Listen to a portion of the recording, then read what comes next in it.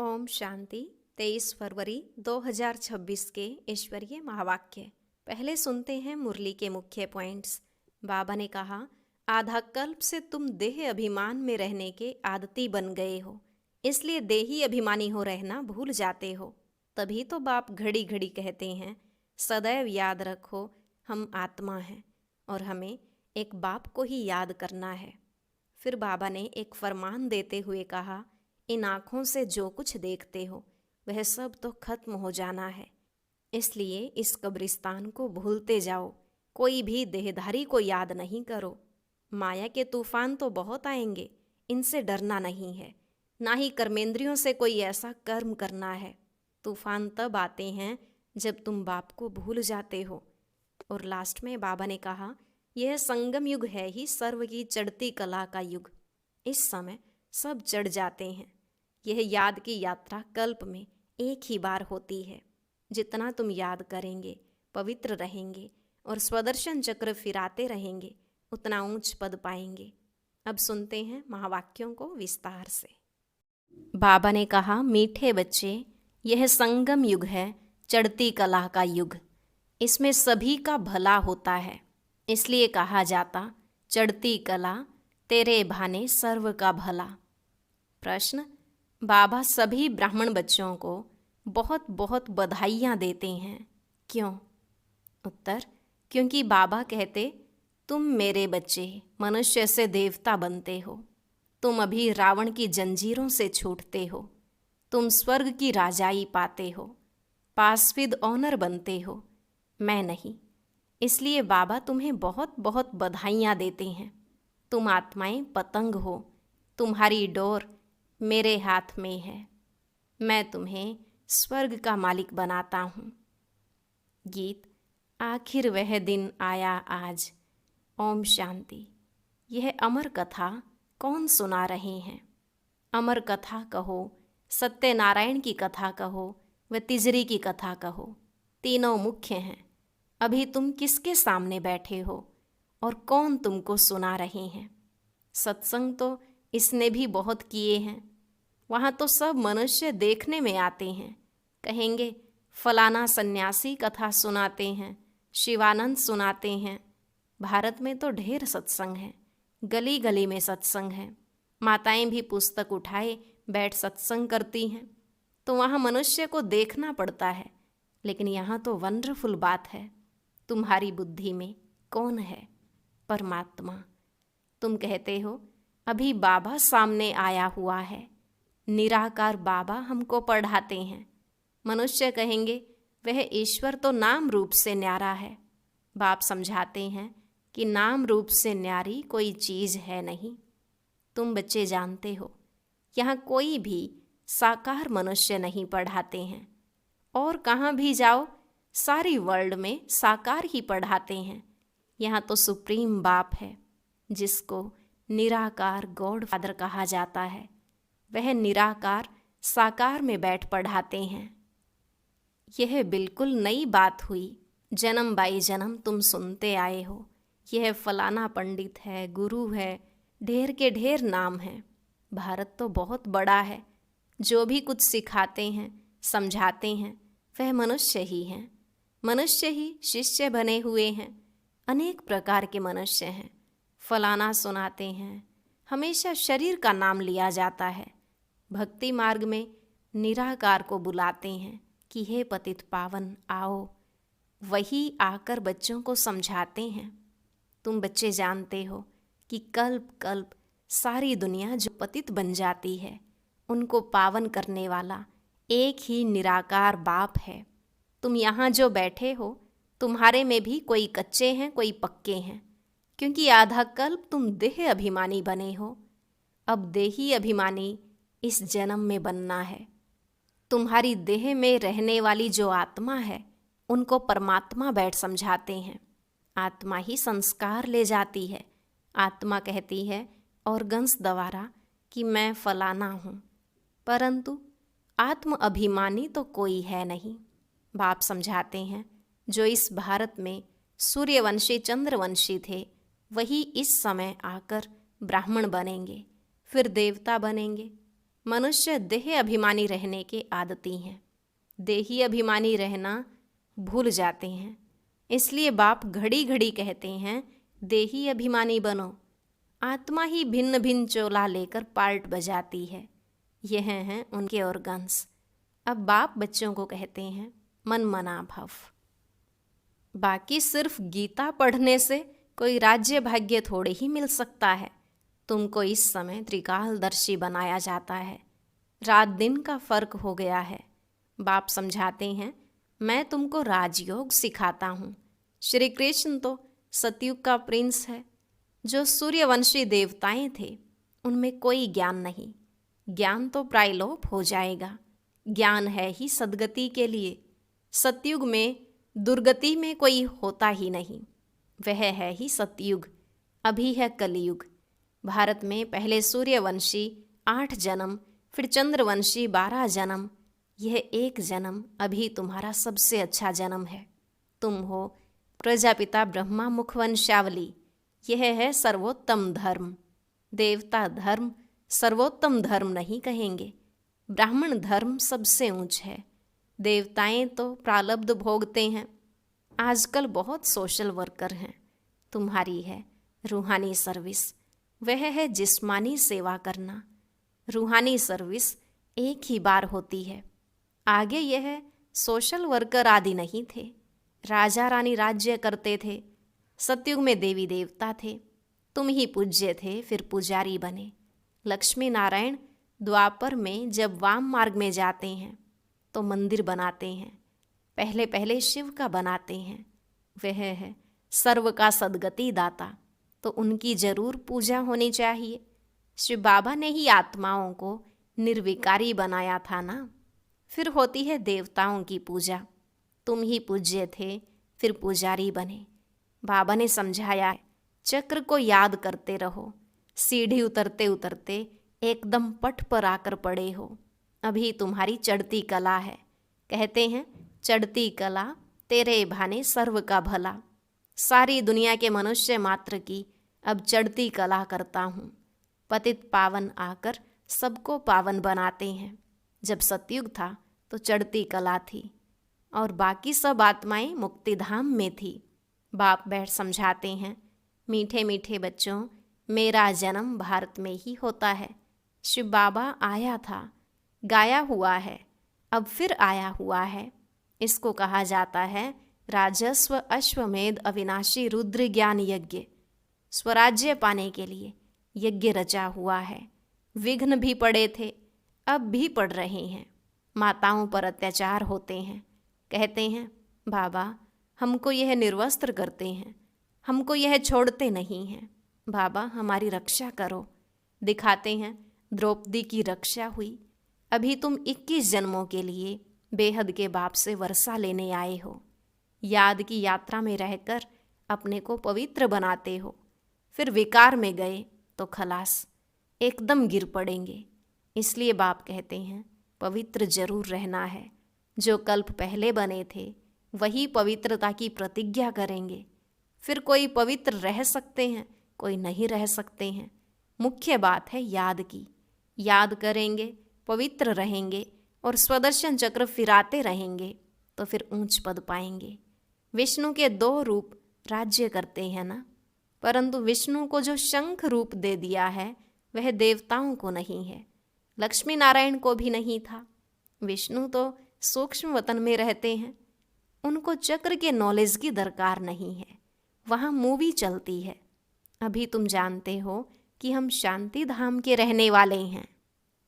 वह है निराकारी दुनिया। अब आत्मा क्या चीज़ है वह भी मनुष्य मात्र नहीं जानते। कह देते आत्मा सो परमात्मा। आत्मा के लिए कहते हैं एक चमकता हुआ सितारा है जो भ्रिकुटी के बीच रहता है। इन आँखों से देख न सके, भल कोई कितना भी कोशिश करें, शीशे आदि में बंद करके रखें कि देखें कि आत्मा निकलती कैसे है। कोशिश करते हैं परंतु किसको भी पता नहीं पड़ता है आत्मा क्या चीज़ है, कैसे निकलती है। बाकी इतना कहते हैं आत्मा स्टार मिसल है, दिव्य दृष्टि बिगर उसको देखा नहीं जाता। भक्ति मार्ग में बहुतों को साक्षात्कार होता है लिखा हुआ है, अर्जुन को साक्षात्कार हुआ, अखंड ज्योति है। अर्जुन ने कहा, हम सहन नहीं कर सकते। बाप समझाते हैं, इतना तेजोमय आदि कुछ है नहीं। जैसे आत्मा आकर शरीर में प्रवेश करती है, पता थोड़े ही पड़ता है। अब तुम भी जानते हो कि बाबा कैसे प्रवेश कर बोलते हैं। आत्मा आकर बोलती है। यह भी ड्रामा में सारी नोंद है। इसमें कोई के ताकत की बात नहीं। आत्मा कोई शरीर छोड़ जाती नहीं है। यह साक्षात्कार की बात है। वंडरफुल बात है ना। बाप कहते हैं, मैं भी साधारण तन में आता हूँ। आत्मा को बुलाते हैं ना। आगे आत्माओं को बुलाकर उनसे पूछते भी थे। अभी तो तमो प्रधान बन गए हैं ना। बाप आते ही इसलिए हैं कि हम जाकर पतितों को पावन बनाएं। कहते भी हैं 84 जन्म। तो समझना चाहिए कि जो पहले आए हैं उन्होंने ही जरूर 84 जन्म लिए होंगे। वह तो लाखों वर्ष कह देते हैं। अब बाप समझाते हैं, तुमको स्वर्ग में भेजा था, तुमने जाकर राज्य किया था।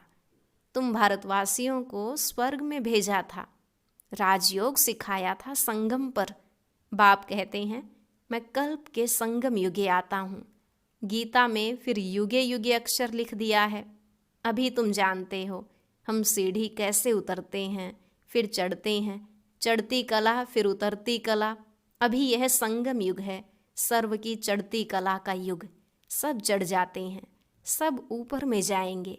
फिर तुम आएंगे स्वर्ग में पार्ट बजाने। सतयुग में दूसरा कोई धर्म नहीं था।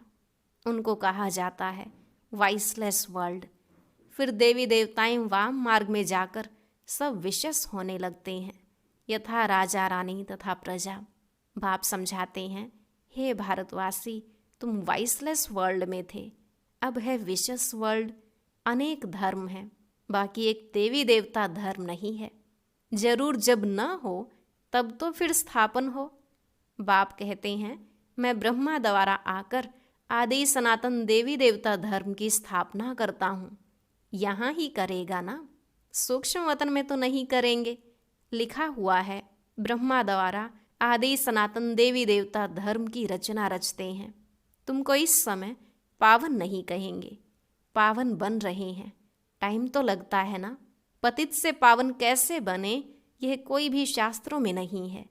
वास्तव में महिमा तो एक बाप की है। उस बाप को भूलने के कारण ही ऑर्फन बन पड़े हैं, लड़ते रहते हैं। फिर कहते हैं सब मिलकर एक कैसे हों, भाई भाई है ना। बाबा तो अनुभवी है, भक्ति भी इसने पूरी की है, सबसे अधिक गुरु किए हुए हैं। अब बाप कहते हैं, इन सब को छोड़ो, अब मैं तुमको मिला हुआ हूँ, सर्व का सद्गति दाता। एक सत श्री अकाल कहते हैं ना। अर्थ नहीं समझते, पढ़ते तो बहुत रहते हैं। बाप समझाते हैं, अभी सब पतित हैं, फिर पावन दुनिया बनेगी। भारत ही अविनाशी है, यह कोई को पता नहीं है। भारत का कभी विनाश नहीं होता और न कभी प्रलय होती है। यह जो दिखाते हैं, सागर में पीपल के पत्ते पर श्री कृष्ण आए। अब पीपल के पत्ते पर तो बच्चा आ न सके। बाप समझाते हैं, तुम गर्भ से जन्म लेंगे, बड़े आराम से। वहाँ गर्भ महल कहा जाता है, यहाँ है गर्भ जेल। सतयुग में है गर्भ महल। आत्मा को पहले से ही साक्षात्कार होता है, यह तन छोड़ दूसरा लेना है। वहाँ आत्म अभिमानी रहते हैं। मनुष्य तो न रचयिता को न रचना के आदि मध्य अंत को जानते हैं।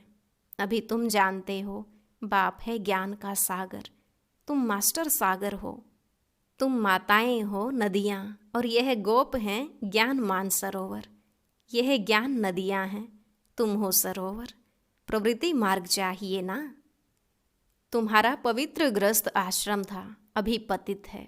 बाप कहते हैं, यह सदैव याद रखो कि हम आत्मा हैं। एक बाप को याद करना है। बाबा ने फरमान दिया है, कोई भी देहधारी को याद न करो। इन आँखों से जो कुछ देखते हो वह सब खत्म हो जाना है। इसलिए बाप कहते हैं, मन मना भव मध्य जी भव। इस कब्रिस्तान को भूलते जाओ। माया के तूफान तो बहुत आएंगे, इनसे डरना नहीं है।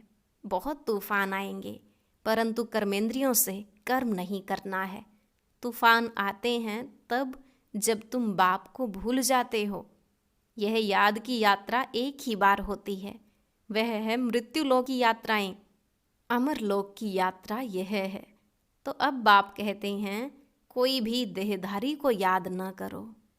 बच्चे शिव जयंती की कितनी तारें भेजते हैं। बाप कहते हैं, तत्वम। तुम बच्चों को भी बाप बधाइयाँ देते हैं। वास्तव में तुमको बधाइयाँ हो, क्योंकि मनुष्य से देवता तुम बनते हो।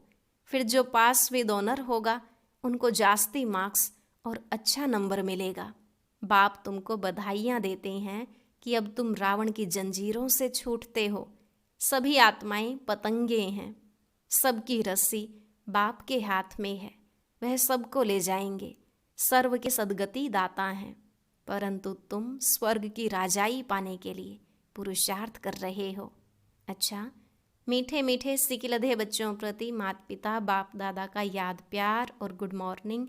रूहानी बाप की रूहानी बच्चों को नमस्ते। रूहानी बच्चों की रूहानी बाप दादा को नमस्ते नमस्ते, गुड मॉर्निंग, शुक्रिया बाबा, शुक्रिया। धारणा के लिए मुख्य सार। पहला पॉइंट, पास विद ऑनर होने के लिए एक बाप को याद करना है, किसी भी देहधारी को नहीं। इन आँखों से जो दिखाई देता है उसे देखते भी नहीं देखना है।